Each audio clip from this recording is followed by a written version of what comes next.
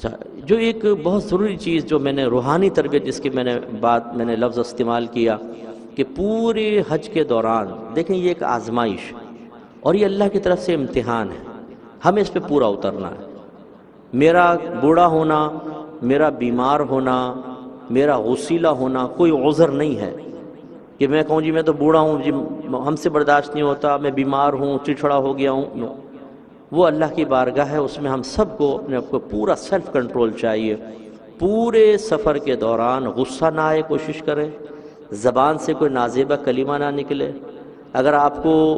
وہ سہولتیں نہیں دی گئیں جس کا وعدہ کیا گیا ہے،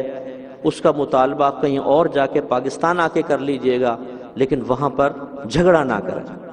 جھگڑا یقین کریں کہ واش روم میں لوٹے نہیں ہوتے نا تو لوٹوں کے اوپر جھگڑتے ہیں لوگ۔ بوٹیوں پہ میں نے لڑتے ہوئے دیکھا ہے، مجھے کم بوٹی کیوں ملی، صحیح کھانا کیوں نہیں ملا، تو یہ وہاں نہیں کرنا ہے، ہو سکتا ہے سب کچھ ضائع ہو جائے۔ تو اس لیے بڑے ہی اطمینان کے ساتھ سفر کریں، صبر تحمل ہونا چاہیے، ادب احترام ہونا چاہیے، کچھ صدقات وغیرہ خیرات وغیرہ کرتے رہیں، بہت اچھی بات ہے۔ اور بعض ہماری بہنیں جب حج کے مناسک وغیرہ ختم ہوتے ہیں یہ نکل جاتی ہیں شاپنگ کرنے کے لیے، بازاروں میں گھومتی ہیں خوب، اس دکان سے یہ لے لیا، اس دکان سے وہ لے لیا۔ تو یہ آپ شاپنگ کرنے کے لیے نہیں آئی ہیں، آپ تو اللہ کی رضا کے لیے آئی ہیں۔ ہاں کوئی ضروری چیز لینی ہو تو چلے، منع بھی نہیں ہے، کوئی میں ناجائز نہیں کہہ رہا ہوں، لیکن اس قسم کی مشغولیت میں پھر انسان اپنے ذوق کو کھو بیٹھتا ہے اور وہ ذوق قائم نہیں رہتا۔ تو اس لیے حتی الامکان کوشش کریں کہ اللہ کی طرف رجوع رہے۔ اسی طرح مدینہ منورہ میں آ کر بھی تبرکات لے جانا سنت کریمہ ہے، تو کھجوریں وغیرہ، آب زمزم آپ لے کر آتے ہیں، اور کوئی چیز کسی کے لیے تبرکن آپ لے کر آئیں تو لا سکتے ہیں، لیکن کوشش یہ کریں کہ وہاں کی جو کنکر ہیں، مٹیاں ہیں، ویسے تو مدینے کی مٹی شفا ہے، لیکن وہ کون سی مٹی شفا والی ہر ایک کو پتہ ہی نہیں ہوتا، تو اس لیے کوشش کریں کہ یہ چیزیں ادھر ہی رہنے دیں، کیونکہ پتھروں میں بڑا شعور ہوتا ہے۔ ویسے تو ہر چیز میں اللہ نے شعور رکھا ہے، ہر چیز اللہ کی تسبیح اور پاکی بیان کرتی ہے، کچھ بھی آپ مدینے سے لے کر آئیں گے وہ بیچارہ آزردہ ضرور ہوگا کہ مجھے بارگاہ رسالت سے لے جایا جا رہا ہے، کھجور تک بھی ایسی افسوس کرتی ہوگی، لیکن بہرحال سنت تو ہے۔ اضافی غیر ضروری کوئی بھی چیز خالی تبرک کی نیت سے نہ لائیں، وہیں چھوڑ دیں، یہ بہتر ہے۔ تو کھجوریں وغیرہ لے کر آئیں، تبرک سب سے بڑی ضروری ایک چیز کہ دیکھیں ہم نے حج کیا ہے، ہمارا اس میں کوئی کمال نہیں ہے، یہ اللہ تبارک و تعالیٰ کا فضل ہے کہ اس نے ہمیں اس منسک کو یا اس عبادت کو ادا کرنے کی توفیق عطا فرمائی۔ تو اپنے آپ کو پھر بڑا سمجھنا شروع کر دینا، تھوڑا سا غرور آ جانا، تکبر آ جانا، اور اس طرح کے خواب آنا کہ اب میں ایئرپورٹ پہ اتروں گا، سب میرے پھول کے ہار ڈال رہے ہوں گے، پھولوں کے ہار،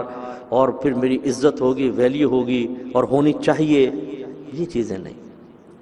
چنانچہ بہت سے لوگ جب ایئرپورٹ پہ اترتے ہیں تو دیکھتے ہیں کون آیا کون نہیں آیا، جو نہیں آیا کہتے ہیں اس سے تو ملنا ہی نہیں ہے، دیکھو ہم حج پر آئے تھے، حج سے آئے تھے، ملنے تک نہیں آئے، نہیں ملیں گے۔ اس میں کیا مسئلہ ہے؟ نہیں آیا تو چھوڑ دیں، آپ نے اللہ کے لیے حج کیا تھا یا کیش کروانے کے لیے کیا تھا؟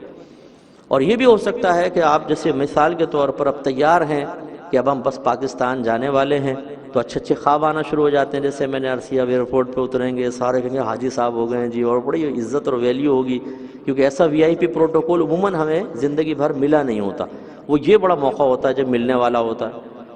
اب اس میں بعض اوقات ایسا ہوتا ہے کہ ہمیں اچانک اطلاع ملتی ہے کہ بھئی فلائٹ 1 دن لیٹ ہو گئی ہے، 2 دن لیٹ ہو گئی ہے،